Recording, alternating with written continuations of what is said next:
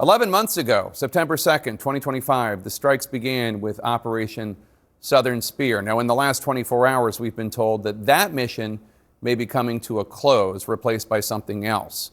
Now, here at The Lead, we've been compiling victim profiles, trying to shed more light on just whom the Trump administration is targeting and killing and why. We sat down with some journalists doing the important investigative work.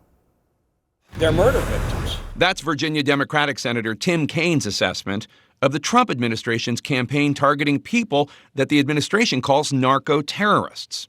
In a letter to the White House this week, Kaine accused the Pentagon of going far beyond its original goals in Operation Southern Spear and killing people who are, quote, entirely unaware that they are marked for execution. Operation Southern Spear, which began nearly a year ago, has killed 221 people and destroyed at least 66 vessels. But the results do not seem to have been effective. U.S. Customs and Border Protection data, analyzed by the think tank the Washington Office of Latin America, does not show a meaningful decrease in cocaine seizures. During the 10 months before the boat strikes began, CBP reported seizing more than 56,000 pounds of cocaine. During the 10 months following the beginning of the boat strikes, September 2025 through June 2026, CBP's reported seizures actually increased 2%. Fentanyl, which President Trump claims this operation is targeting, is largely produced in Mexico, not Venezuela or Colombia, according to the Drug Enforcement Agency. And CNN reporting shows military officials do not always know whom they're targeting, some of whom may even be innocent. Chad Joseph and Rishi Samaru were believed to have been killed in the October 14th strike last year. Their families are suing the Trump administration for wrongful death and extrajudicial killing. The complaint says, quote, Mr. Joseph and Mr. Samaru were not members of or affiliated with drug cartels. And Trinidad's government says there's no evidence drugs were on board. Chad and Rishi's families told ACLU attorney Jeffrey Stein they were fishing and doing farm work in Venezuela and boarded a boat to get home to Trinidad. Rishi wanted to come home to help care for his elderly mother who had fallen ill. Chad wanted to come home to see his wife and 3 young children. In response to our request for comment on this lawsuit, the White House said, quote, all of these decisive strikes have been against designated narco-terrorists bringing deadly poison to our shores. But they have provided absolutely no evidence to back up any of the strikes. Which is not to say everyone on these boats had nothing to do with the drug trade. Some were clearly fishermen trying to make extra money. We sat down with 2 investigative journalists who have looked into who is being killed. They uncovered the stories of 19 of the dead. Many of them are reporting shows are somehow involved in drug trafficking business, in drug transportation business, in very low levels of the chain. Journalist Lorena Melendez told us one of the stories really stuck with her. The case of Juan Carlos. He was a bus driver, and he bought his bus damaged, and he couldn't repair it. He said, I have to do bad things, so he traveled to Trinidad. Juan Carlos's wife told the journalistic consortium El Clip she did not want him to get on the boat, but he insisted. I'm leaving. I can't take it anymore. What desperation. I'm leaving to live or die, but I'm leaving. That's how he told me. She also remembered the moment she knew he'd been killed. But since I'm making empanadas here, the phone is ringing too much. When I see an international call, I say no. Something has happened. Something happened to Juan Carlos. The mistake was seeing the video they sent me, where they were blowing up boats. Juan Carlos was believed to have been killed in the October 3rd strike. He leaves behind 3 children and a grandchild, according to El Clip. Does that sound to you like a narco-terrorist? Another victim was a fixture of his community. Here's investigative journalist Jose Luis Peña-Redonda. I think about a Venezuelan guy his name was Pichirillo. I managed to speak to people who knew him very well. One of them told me, just tell everyone he was a super nice guy. Edward Jamie, or Pichirillo, was a beloved local athlete. A family member tells El Clip he was also on the boat that was blown up on October 14th. None of these individuals seem to have even been mid-level drug traffickers. At worst, they seem like couriers.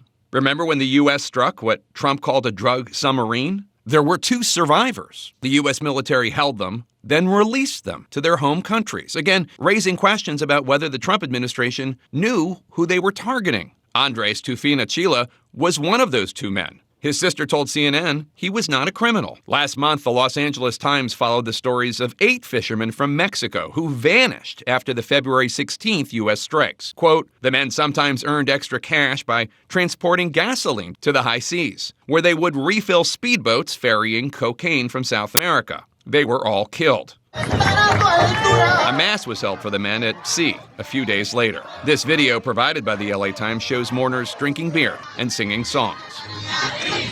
There are many more of these stories from Mexico, Venezuela, Ecuador, Colombia, and Trinidad and Tobago. Maybe couriers caught in the crosshairs of the Trump administration's so far fruitless quest to end drug trafficking, often going after the lowest on the chain. Men who felt they had no other choice and were executed by the United States. Executed without trial, we should note.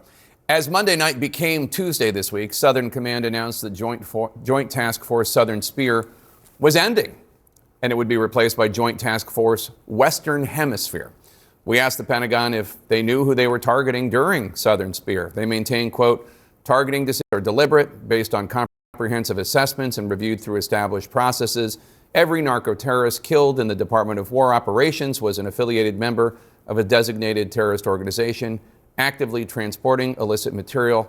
Again, we asked for evidence, and they provided none. Senator, first, any word from the White House since you sent that letter we referred to at the top of the piece?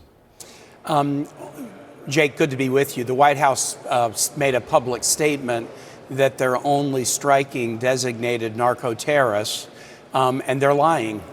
I have been looking at every bit of this, from the original presidential directive in July to the legal opinion issued by the Department of Justice authorizing military operations in September, to the Department of Defense targeting criteria in October. All of this is classified, so I cannot really go into the contents, but I've reviewed all of it, and I've reviewed the strike files themselves. And when this administration says they are only striking designated narco-terrorists, I can tell you from a review of the record, they're lying. And the one thing I can tell you about the targeting criteria is what's not in the targeting criteria. And this stunned me when I finally was able to get it and review it. The Department of Defense does not require any evidence that the boats they are striking contain any narcotics. They could have had that as one of the targeting criteria. I can't tell you what the criteria are, but I feel able to tell you what they're not. They could have included a criteria that we will only strike craft that are carrying narcotics. They chose not to do that, and so they are striking boats and killing people far beyond what the president's directive was and far beyond what the White House and Pentagon spokespeople are saying they were doing. I mean, they're obviously killing low-level drug dealers. You're not on a speedboat in the Caribbean delivering drugs if you're high up in a cartel. What are you hearing about this new mission as Southern Spear comes to a close and this Western Hemisphere Joint Task Force starts? I guess it has 18 member nations. Jake, but first I want to say, yes, some of these killed might have been low level, but I believe that many of them killed were not even that. I think absolutely. The Guardian has had some really good reporting about the bombing of fishing craft in Ecuadorian waters, and so we're not even talking about low-level drug folks here. So here's what we know. Well, and let me just add to that, if I can, Senator. Those 18 Mexican fishermen who also delivered gasoline to boats, or eight Mexican fishermen who delivered gasoline to boats. I mean, they're delivering, the worst thing they're accused of doing is delivering gasoline to drug boats of low-level people, and they were killed. Yeah, for delivering gasoline. Yeah. So here's what we know, and there's much we don't know. I met with the head of Southern Command in June and was aware since then the last strike taken under Southern Spear was taken on June 21. And so there's been a pause for 6 weeks with no strikes taken under Southern Spear. Earlier this week, the Pentagon announced the ending of Southern Spear. It's over, thank God. I think it never should have been done. It's over. But what we now have is an 18-nation counter-narcotics collaboration. We want to go against narcotics, and we want to be collaborating with other nations. What I don't yet know is what are the military targeting criteria, if any, that they'll use. But I have a hard time believing that 18 nations will sign on to an indiscriminate rogue killing campaign. And so I'm going to get to the bottom of what the new rules are. But the fact that other nations are participating, and you'll recall Secretary Rubio announced a multi-nation effort to combat narco trafficking a couple of months ago. That is a good idea, so long as we're not forcing our troops to engage in killing folks with no due process far beyond what the legal rationale and justification suggests they can do.